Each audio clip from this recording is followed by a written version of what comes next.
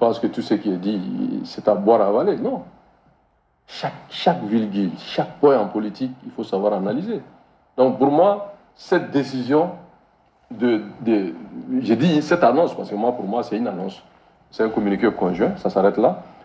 Il y a d'abord prendre le devant. Parce que la CEDEAO est dans un accord avec le Mali et le Burkina.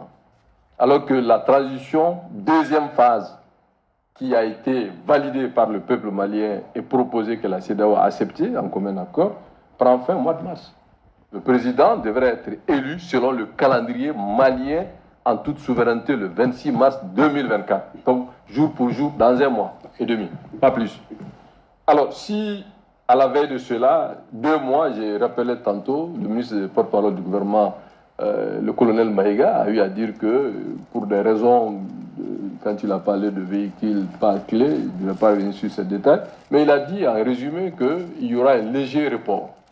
Pourtant, il n'incriminait pas la CEDEAO. Alors, en quoi la CEDEAO est un blocage? Non.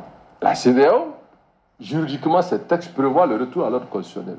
Alors que notre propre constitution, qui a été votée, que le président même s'est salié, que les gens pensaient que ça ne peut pas se faire, ça a été fait, cette constitution même parle des élections.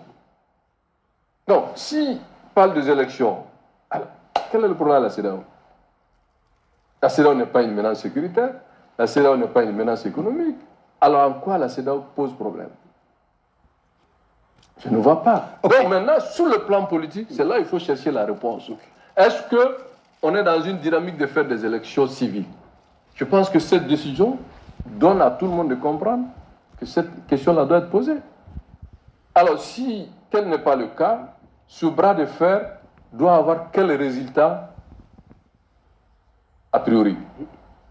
Je ne vois pas. Mais comment... Alors que, si vous me permettez, quand vous regardez l'espace CEDEAO, vous prenez